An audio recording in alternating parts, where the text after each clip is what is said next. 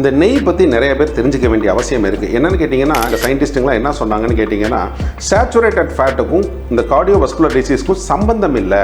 நெய் வந்து நம்மளோட பாரம்பரியமான உணவு. நெய் நல்லதா கெட்டதாங்கிறதோட அந்த நெய்யோடு சேர்த்து எடுத்துக்கக்கூடிய பொருள்கள் தான்.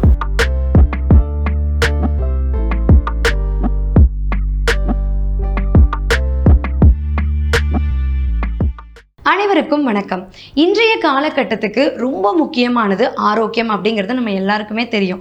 அந்த ஆரோக்கியத்துக்கு மூலக்கூறு உணவு. அந்த உணவில் எதை சரியாக எப்படி எடுத்துக்கிட்டால் இன்னும் ஹெல்த்தியாக இருக்கலாம் அப்படிங்கிறத பற்றி 30 வருடங்களுக்கும் மேலே அனுபவம் மிக்க உணவு மற்றும் எண்ணெயில் ஆராய்ச்சியாளராக இருக்கக்கூடிய திரு மணிவேல் அவர்களிடம் நம்ம பல புதுமை தகவல்களை கேட்டு தெரிஞ்சிட்ருக்கோம். அந்த வகையில் பாரம்பரியமான நெய்யை பற்றி நிறைய விஷயங்களை சார் கிட்ட கேட்டு தெரிஞ்சுக்க போறோம். வணக்கம் சார். வணக்கம் சரண்யா. இன்றைய காலகட்டத்தில் உணவு முறையில் நம்ம பல விஷயங்களை ரொம்ப பார்த்து எடுத்துக்கிட்டு இருக்கோம். பட் பாரம்பரியமான ஒன்று அப்படின்னா அது வந்து நம்ம உணவு முறையில் நெய். இந்த நெய்யை இப்போ உபயோகப்படுத்துறதுனால நிறைய ஹெல்த் இஷ்யூ வருது, லைக் ஹார்ட் அட்டாக் மாதிரியான இஷ்யூஸ் வருது. அதனால நெய்யை உபயோகப்படுத்தாதீங்க அப்படின்னு ஒரு சிலர் சொல்கிறாங்க. ஒரு சிலர் இது பாரம்பரியமான உணவு, நெய் அவசியம் எடுத்துக்கணும் அப்படிங்கிறாங்க. நெய் நம்ம உணவில் சேர்க்கறது நல்லதா கெட்டதா? நல்ல கேள்வி கேட்ட சரண்யா. இந்த நெய் பற்றி நிறைய பேர் தெரிஞ்சுக்க வேண்டிய அவசியம் இருக்குது. என்னென்னு கேட்டிங்கன்னா, நெய் வந்து நம்மளோட பாரம்பரியமான உணவு.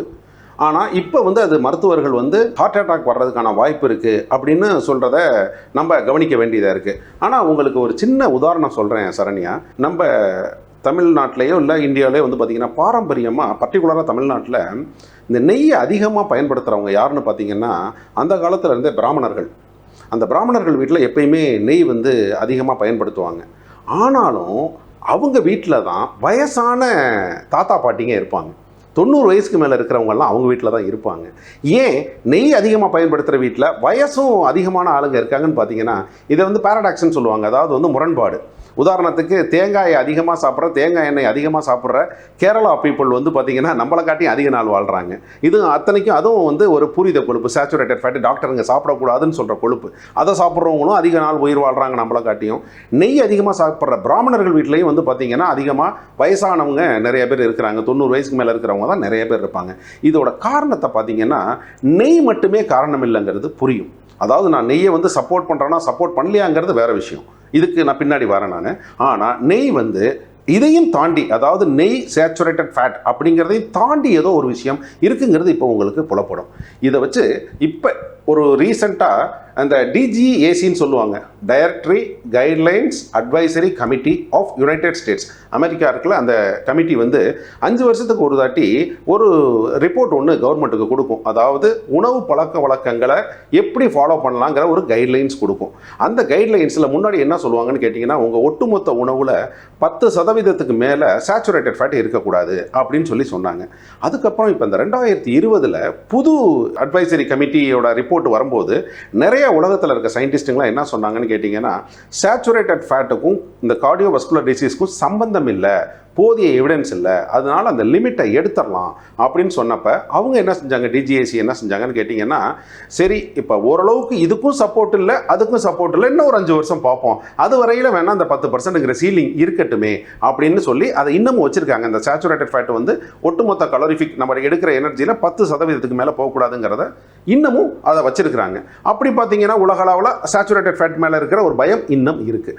ஆனால் இங்கே பார்த்தீங்கன்னா நம்ம இந்தியாவில் அது பாரம்பரியமான உணவு. அப்போ பாரம்பரியமான உணவு, அது அதிகமாக சாப்பிட்ட ஒரு வகுப்பு மக்கள் அதிக நாள் வாழ்ந்தாங்க. ஆனால் இன்னைக்கு நம்ம அதை சொல்கிறோன்னா இதையும் தாண்டி ஏதோ ஒரு காரணம் இருக்குன்னு உங்களுக்கு புரியுது இல்லையா? அது என்ன காரணம்னு பார்த்தீங்கன்னா, அந்த நெய்யோடு சேர்த்து எடுத்துக்கக்கூடிய பொருள்கள் தான். நெய் நல்லதா கெட்டதாங்கிறதோட ஏன்னு கேட்டிங்கன்னா, அவங்க நெய்யோடு சேர்ந்து அதிக கொலஸ்ட்ரால் உள்ள முட்டையோ கறியோ எடுத்துருக்க மாட்டாங்க. உங்களுக்கு புரியுது இல்லைங்களா?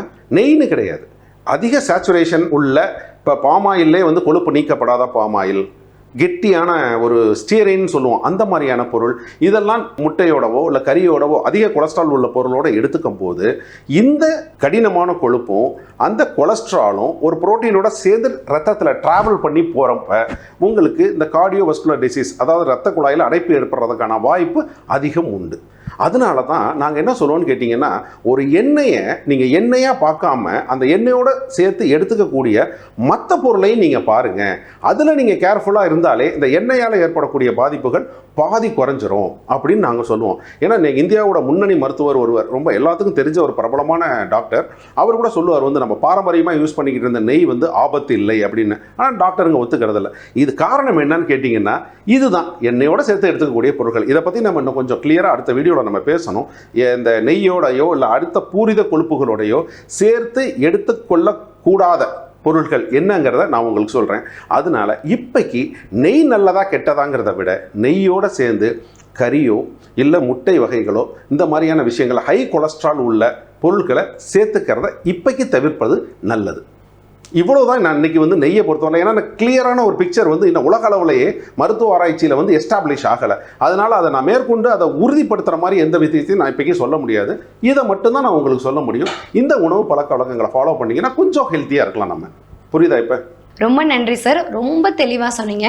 பழைய வீடியோலையும் சார் எண்ணெயோட எந்தெந்த பொருட்களை நம்ம சேர்த்து உண்டா அது ஆரோக்கியத்தை கொடுக்கும், எந்தெந்த பொருளை சேர்க்கக்கூடாது, அப்படி சேர்த்தா அதனால் வர விளைவுகளை பற்றி சொல்லியிருந்தாரு.